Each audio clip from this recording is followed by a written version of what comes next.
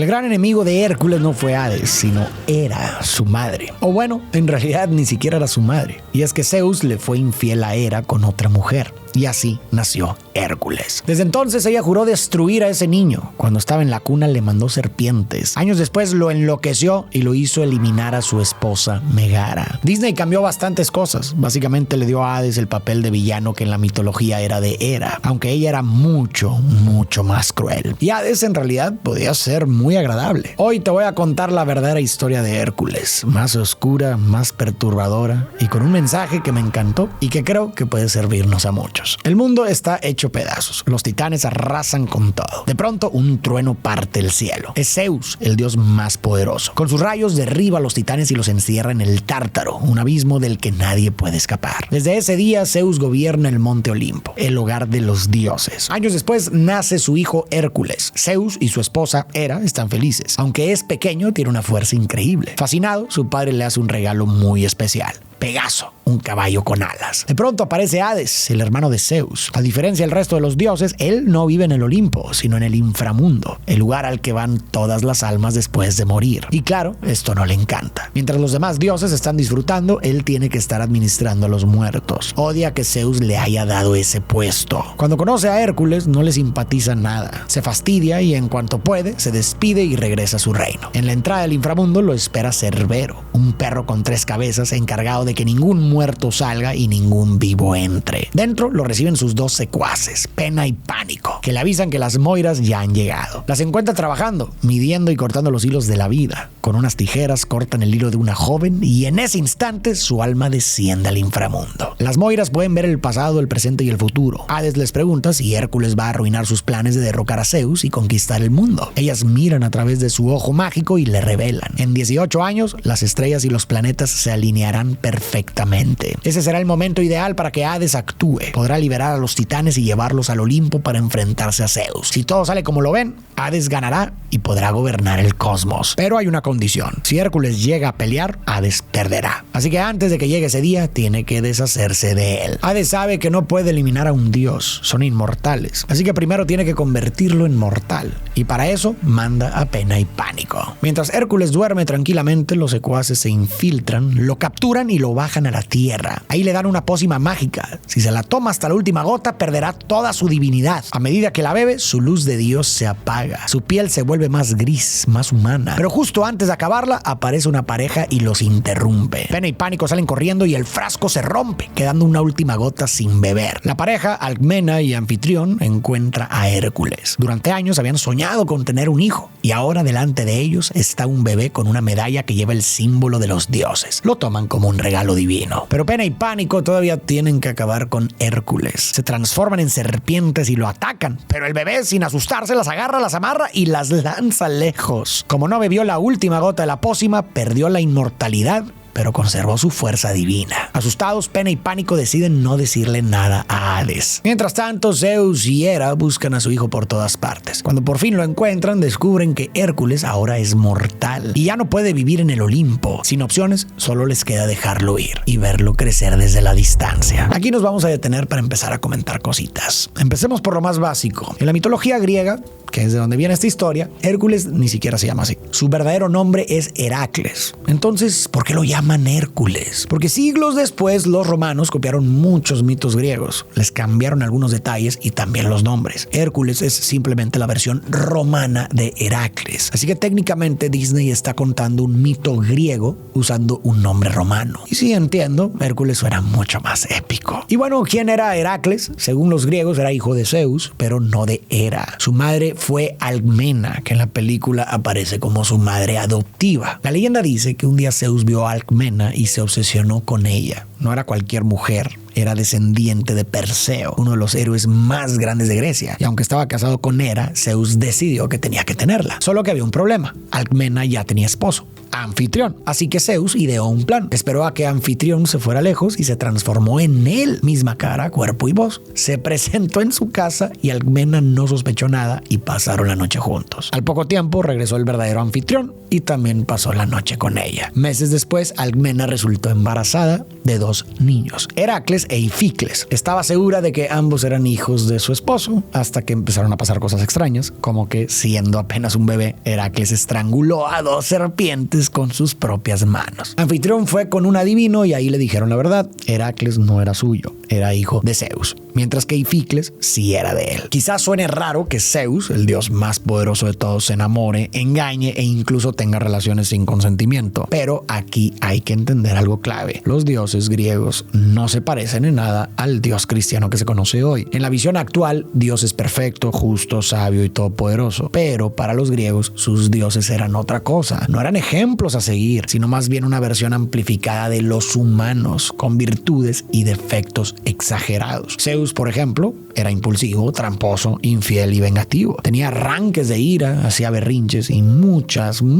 veces perseguía mujeres y las engañaba para acostarse con ellas. Como con Alcmena y como con Leda, que Zeus se convirtió en un cisne y cuando ella no sospechaba nada, la obligó. También esta Hera, como te conté, en la película parece una madre amorosa, pero en la mitología era todo lo contrario. Era rencorosa, vengativa y cruel. Cuando Zeus la engañó y tuvo a Heracles con otra mujer, lo tomó como una ofensa personal y se dedicó a arruinarle la vida a ese niño. De hecho, fue ella quien le envió las serpientes cuando era apenas un bebé. Y como te platicaré más adelante, también fue ella quien lo condenó a la esclavitud. Lo lanzó contra los monstruos más peligrosos y lo manipuló para que eliminara a su propia familia. Por eso el verdadero villano en la vida de Heracles no fue Hades, sino Hera. Pero al final ella terminará cayendo en su propia trampa. Hércules crece con unos padres que lo adoran, pero su fuerza es tan grande que no sabe controlarla y sin querer siempre termina causando accidentes. Con el tiempo, eso lo convierte en el rechazado del pueblo. Un día acompaña a su papá al mercado. Anfitrión le pide que por favor esta vez se quede quieto mientras él hace unos negocios. Hércules lo intenta hasta que ve a un señor que casi tira unas vasijas. Corre a ayudarlo, pero el hombre lo reconoce y le pide que se vaya. Luego ve a unos chicos jugando frisbee. Intenta unirse, pero lo rechazan. Hércules agacha la cabeza. No importa cuánto lo intente, nunca lo van a aceptar. De pronto el frisbee vuela hacia él. Salta para atraparlo, pero choca contra una columna con tanta fuerza que ésta se tambalea, cae y arrastra a las demás como dominó. En segundos el mercado queda en ruinas. La gente lo rodea furiosa. Le gritan que es un peligro, un fenómeno. Su padre intenta animarlo, pero Hércules le confiesa que a veces siente que no pertenece aquí, como si su verdadero lugar estuviera en otra parte. Sus padres se miran y deciden contarle la verdad. Él no es su hijo biológico. No saben de dónde viene, pero creen que tiene algo que ver con los dioses, porque cuando lo encontraron llevaba una medalla con su símbolo. En busca de respuestas, Hércules llega al templo de Zeus. Apenas cruza la puerta, un viento recorre el lugar y la estatua del dios cobra vida. Zeus lo mira con orgullo. Le dice que lo había extrañado porque es su hijo. Hércules se queda helado. Eso significa que es un dios, pero no del todo. Zeus le explica que solo podrá volver al Olimpo si recupera su divinidad, y para eso debe mostrar que es un verdadero héroe. Tiene que encontrar a Filoctetes, el mejor entrenador de todos. Para llegar hasta él necesitará un viejo amigo, Pegaso. Hércules da con Phil, pero él ya no quiere entrenar a nadie. Dice que todos los héroes que ha preparado lo han decepcionado. Odiseo, Aquiles, incluso el gran Perseo. Si recuerdas, Alcmena, la madre de Heracles, no era cualquier mortal. Era descendiente directa de Perseo, uno de los héroes más legendarios de toda Grecia. Según cuentan los mitos, cuando Zeus supo que tendría un hijo que formaría parte de ese linaje, se emocionó muchísimo, tanto que el día en que Heracles iba a nacer, reunió a todos los dioses y anunció: el descendiente de Perseo que nazca hoy será rey sobre todos los hombres de su generación. Pero Hera, que siempre estaba buscando cómo lastimar a su esposo y a sus hijos ilegítimos, tuvo una idea. Le sugirió a Zeus que también dijera que el segundo descendiente de Perseo que naciera ese día sería esclavo del primero. Zeus, confiado, aceptó, y entonces Hera, usando sus poderes, retrasó el parto de Alcmena y al mismo tiempo adelantó el de otra descendiente de Perseo. Así nació primero Euristeo, a quien ahora le correspondía el trono, y horas después nació nació Heracles, quien quedó condenado a servir como su esclavo. Sin embargo, esa sentencia no llegaría de inmediato. Antes le esperaba una de las peores tragedias que alguien puede vivir. Phil le confiesa a Hércules que su sueño siempre fue entrenar un héroe tan grande que los dioses colgaran su retrato en las estrellas y que el pueblo dijera: ese es el muchacho de Phil. Pero ya perdió la fe de que eso pase. Hércules intenta convencerlo, le muestra su fuerza y le revela que es hijo de Zeus. Phil se burla de él hasta que un rayo le cae encima. Entiende que es verdad y contra todo pronóstico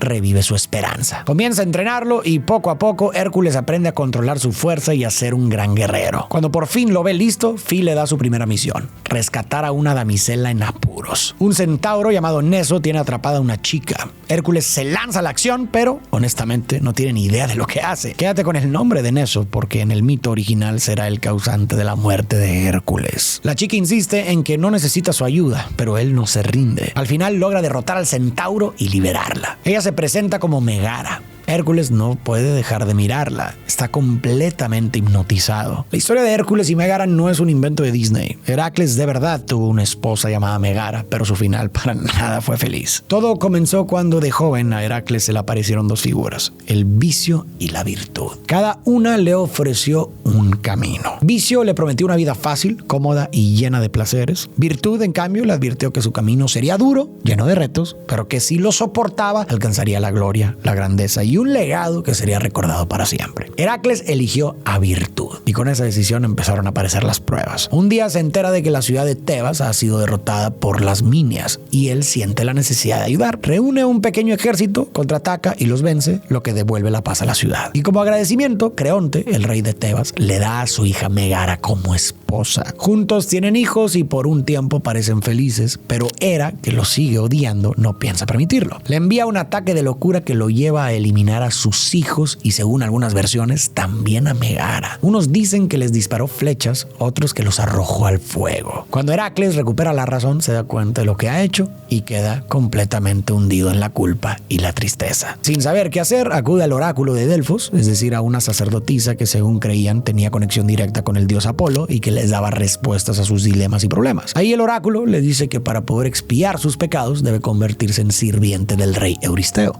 su propio primo, aquel que Hera hizo nacer primero y que se quedó con el trono. Heracles deberá servirlo durante 10 años y cumplir cualquier encargo que él le imponga. Sin embargo, lo que Heracles no sabe es que en realidad el oráculo está bajo la influencia de Hera y ella va a aprovechar para someterlo a 12 castigos extremos. Meg se interna en el bosque y se encuentra con Hades. Él está molesto. Meg debía convencer a Neso de unirse a su guerra contra Zeus. Ella le explica que no pudo porque apareció un tal Hércules. Pena y pánico se alarman. Hades estalla. Tenían que eliminarlo. Hércules podría arruinarlo todo. Ahora tendrá que pensar cómo deshacerse de él. Mientras tanto, Phil lleva a Hércules a Tebas, una ciudad llena de crimen, monstruos y terremotos. El lugar perfecto para ser un héroe. Si te fijas, es la misma Tebas que en el mito Heracles liberó de los Minias y gracias a eso terminó casándose con Megara. De pronto, Meg llega corriendo pidiendo ayuda. Dos niños están atrapados bajo una roca. Hércules no duda. Sale disparado y los libera. Pero no eran niños. Eran Pena y Pánico disfrazados, enviados para llevarlo directo a una trampa. Y funciona. Del fondo de una cueva sale una hidra enorme, lista para destrozarlo. Hércules le corta la cabeza, pero de la herida brotan dos más. Y cada vez que corta, el monstruo se multiplica. No puede seguir así. Cambia de estrategia. Golpea una roca y la hace caer sobre la bestia, aplastándola. El pueblo está en aplausos. Y a partir de ahí, cada vez que hay un problema, llaman a Hércules. El toro de Creta, el león de Nemea, las aves del Estínfalo, uno tras otro los vence todos. En realidad, todos esos monstruos que vemos en la película están sacados directamente del mito original. Cuando Heracles llegó con el rey Euristeo, su primo, le impuso 12 labores que debía cumplir si quería expiar su pecado, el de haber eliminado a su familia. Entre las más famosas están eliminar a la hidra de Lerna, vencer al león de Nemea, capturar al toro de Creta, atrapar al jabalí de Erimanto y traer del inframundo a Cerbero, el perro de 3 cabezas que lo custodia. Y cuando Hades se entera de esto,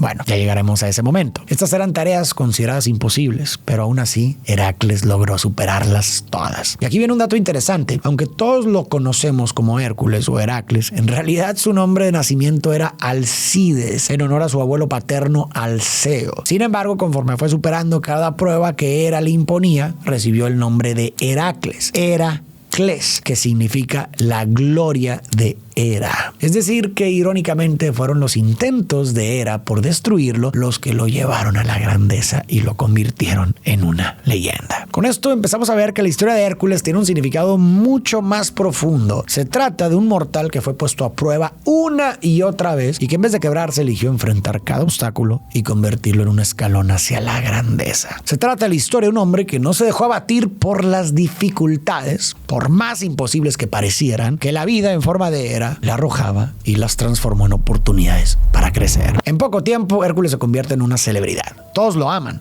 Todos, menos Hades. Solo le quedan 24 horas para iniciar su rebelión contra Zeus. Y Hércules sigue arruinándole los planes. Así que decide jugar su última carta. Meg quiere enviarla a descubrir cuál es la debilidad de Hércules, pero ella se niega, no quiere lastimarlo y aunque no lo admite, empieza a sentir algo por él. Pero Hades le recuerda que no tiene opción. Desde que entregó su alma para salvar a su novio, ella le pertenece y para rematar le recuerda cómo le pagó su novio, yéndose con otra. ¿Todavía no aprendes a no jugarte la vida por un hombre? Le ofrece un trato. Si le consigue la debilidad de Hércules, le dará lo que más desea, su libertad. Mientras tanto, Hércules llega al templo de Zeus para contarle todo lo que ha logrado. Las victorias, la fama y los aplausos. Está seguro de que ya es un héroe y que merece un lugar en el Olimpo. Pero Zeus lo frena. Le dice que sí, ha hecho cosas grandes, pero aún no es un héroe verdadero. Que la fama y el reconocimiento no bastan. Ser un héroe es algo mucho más profundo y es algo que tendrá que descubrir por sí mismo. Más tarde, Meg se encuentra con Hércules. Pasan el día juntos. Caminan, se ríen y se divierten. Tanto que a Meg empieza a preocuparle. Se recuerda que tiene una misión. Con cuidado le pregunta si tiene alguna debilidad,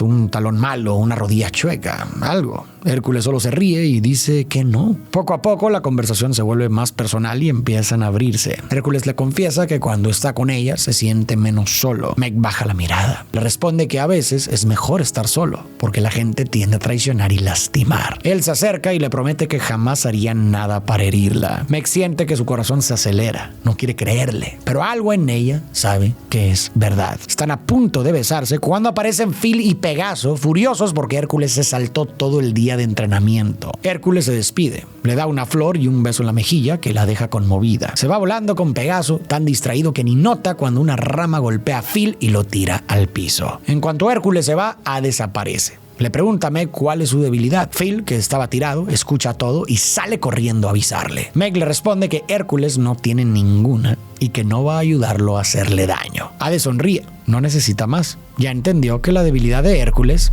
es ella. Aunque la película de Disney y en otras como Furia de Titanes o en videojuegos como God of War pintan a Hades como el gran villano, la verdad es que no era tan malo, o al menos no más que el resto de los dioses del Olimpo. En la versión de Disney dicen que está resentido porque Zeus lo mandó a cuidar el inframundo, pero según la mitología no fue así. Los tres hermanos, Zeus, Poseidón y Hades, se rifaron los reinos. A Zeus le tocó el cielo, a Poseidón el mar y a Hades el inframundo, y él lo aceptó sin quejarse ni enojarse. Incluso hay historias donde Hades aparece como alguien justo e incluso compasivo. Una de las más famosas es la de Orfeo y Eurídice. Orfeo era un músico tan talentoso que, según decían, podía encantar a cualquiera, incluso a los animales y a las piedras. Amaba profundamente a Eurídice, su esposa, pero un día ella muere de forma trágica y su alma baja al inframundo. Desesperado, Orfeo decide ir hasta el reino de los muertos para recuperarla. Cuando llega frente a Hades, toca su lira y canta con tanta tristeza que logra conmoverlo. Y Hades acepta dejarla ir, pero le pone una condición. Orfeo debe caminar delante de ella y no mirar atrás hasta que ambos estén fuera del inframundo. Orfeo acepta y sube el camino sintiendo los pasos de Eurídice detrás, pero justo antes de salir la duda lo vence, se voltea y en ese instante ella desaparece para siempre. Otra historia es la de Heracles y su última labor, capturar a Cerbero, el perro que custodia la entrada al inframundo. Pero en vez de intentar robárselo a escondidas, Heracles baja y le pide permiso directamente a Hades, prometiéndole que se lo devolverá cuando termine. Hades acepta, pero con una regla: no puede usar armas para atraparlo, y así lo hace. Heracles lo captura con sus propias manos, lo lleva ante el rey Euristeo y con esta última labor cumplida, finalmente obtiene su libertad. Pero claro, no todas las historias de Hades son tan positivas. La más famosa y también la más polémica es la de su relación con Perséfone, la hija de Deméter, la diosa de la agricultura y las cosechas. Un día Perséfone está en un prado recogiendo flores cuando de repente la tierra se abre y de ahí sale Hades. Él la toma y se la lleva al inframundo para convertirla en su esposa. Cuando Deméter se entera, la consume la tristeza. Deja de cuidar la tierra, las plantas mueren y llega una hambruna. Los humanos sufren y los dioses empiezan a preocuparse, así que Zeus tiene que intervenir. Al final llegan a un acuerdo. Perséfone pasará una parte del año con su madre y otra con Hades. Según los griegos, así nacen las estaciones. Cuando Perséfone está en el inframundo, Deméter se entristece tanto que la tierra deja de dar frutos y todo se marchita. Es el otoño y el invierno. Pero cuando su hija regresa, la tierra vuelve a florecer. Es la primavera y el verano. Así que bueno, Hades no era un santo, pero comparado con lo que hacían los demás dioses, para nada era el malo de la historia. De hecho, para los griegos era de los dioses más estables y razonables. Su drama con Perséfone es de las pocas historias conflictivas que tiene. Y aunque era el dios del inframundo, no lo veían como malvado, sino como alguien serio y justo que cumplía con su trabajo de manera responsable. Phil alcanza a Hércules y le advierte: Meg te está traicionando. Pero Hércules no quiere oírlo. Se enfada, da un manotazo y sin querer lo manda volando. Phil, dolido, se marcha. Entonces aparece Hades. Le muestra a Meg encadenada. Le dice que si quiere salvarla, tiene que renunciar a sus fuerzas durante 24 horas. Hércules acepta, pero con una condición. Si algo le pasa a Meg, el trato se rompe. Meg le suplica que no lo haga, pero él acepta el trato y siente cómo su fuerza desaparece. Hades cumple su parte, libera a Meg y le agradece por sus servicios. Hércules la mira, herido. Sabe que lo traicionó. Ella intenta explicarse, pero él no quiere escuchar. Las estrellas por fin se alinean.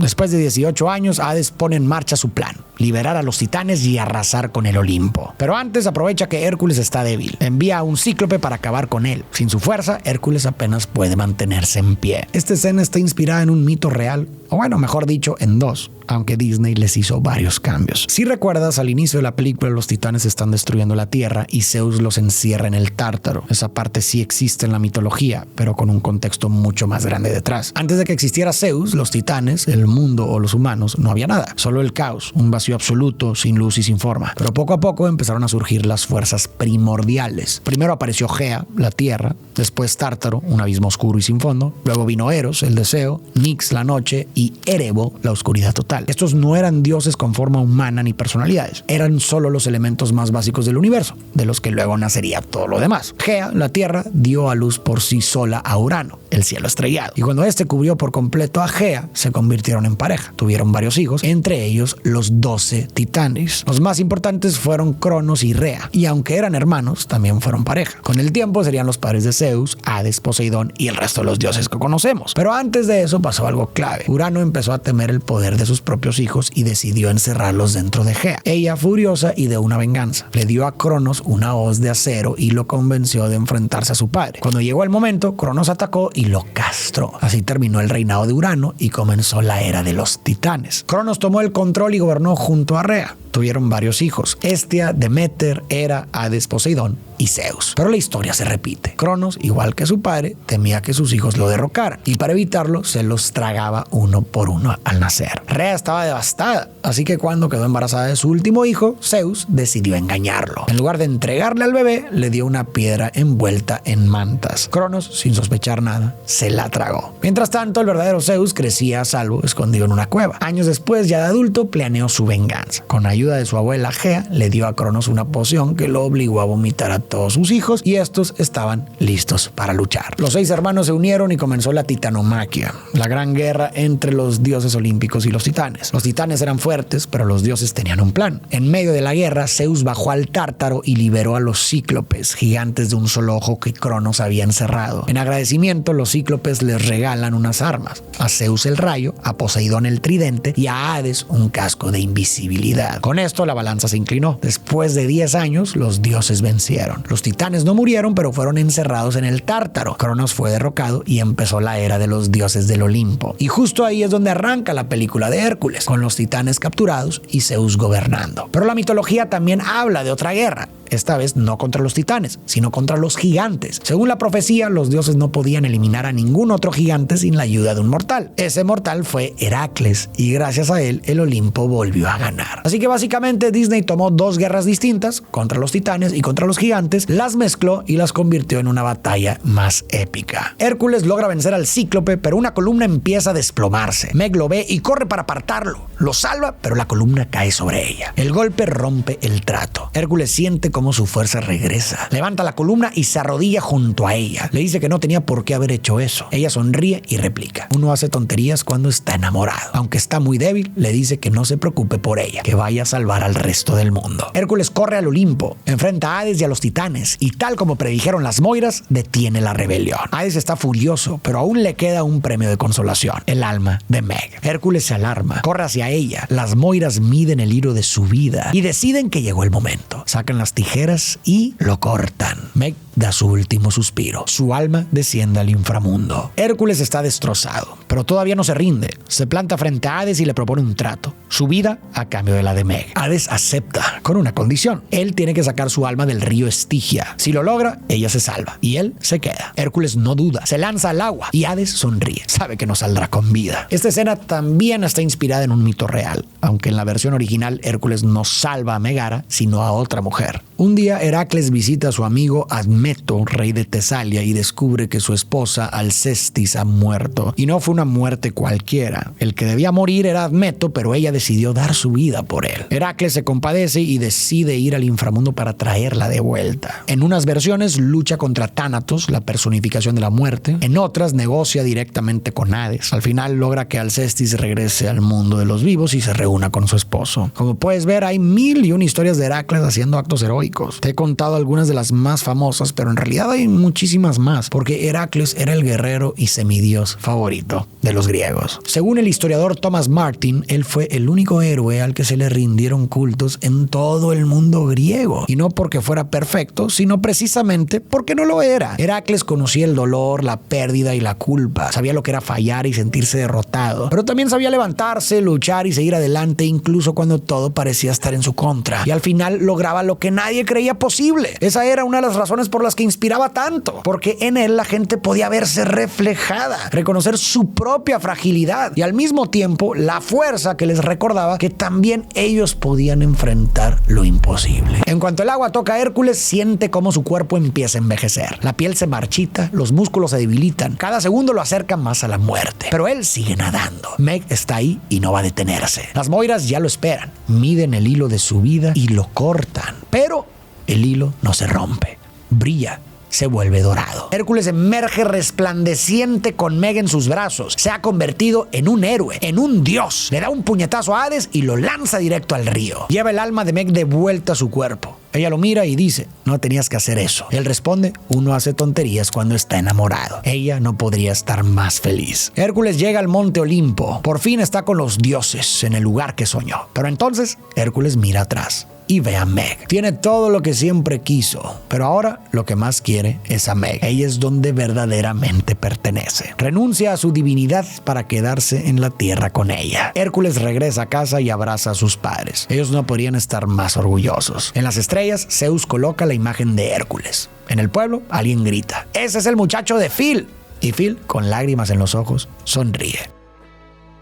La historia original tiene un final muy distinto y mucho más trágico. Después de perder a Megara, Heracles se casa con Deianira. Un día el centauro Neso, el mismo que en la película intenta atacar a Megara, es herido de muerte por Heracles. Pero antes de morir, convence a Deianira de que su sangre funciona como un hechizo de amor que es capaz de mantener a un hombre fiel para siempre. Tiempo después, Deianira empieza a temer que su esposo se interese en otra mujer. Recuerda las palabras de Neso y empapa una túnica con su sangre para dársela a Heracles. Lo que ella no sabía es que Neso le había mentido y en realidad su sangre estaba mezclada con el veneno de la hidra. Cuando Heracles se pone la túnica, el veneno penetra su piel y comienza a quemarlo por dentro. Y así, después de tantas hazañas, el héroe finalmente muere. Pero los dioses no podían permitir que alguien tan extraordinario como Heracles, que dedicó su vida a la valentía, a la virtud y salvar a otros, terminara así. Así que deciden llevarlo al Olimpo, sentarlo entre ellos y concederle la inmortalidad. Y así Heracles se convirtió en un dios. Paradójicamente, todas las dificultades que Hera le impuso a Heracles, cada monstruo y cada tragedia, lo obligaron a desarrollar las capacidades que al final le permitieron alcanzar la inmortalidad. Y justo ahí creo que está el mensaje central tanto del mito como de la película. La vida, tarde o temprano, nos pone frente a situaciones dolorosas y desagradables, algunas tan grandes que sentimos que no superan. Pero es en el enfrentamiento del obstáculo donde se esconde la verdadera realización. Recuerda la decisión de Hércules en la encrucijada. Eligió la virtud Un camino largo, duro y lleno de pruebas, pero que al final le dio honor, propósito y una satisfacción que ninguna comodidad podía ofrecerle. Y así fue. Como dijo el emperador Marco Aurelio, el obstáculo es el camino. Lo fácil seduce, pero rara vez transforma. El carácter no se forja en la comodidad, sino en la dificultad. Y la verdadera grandeza, la que perdura, siempre está del otro lado del obstáculo.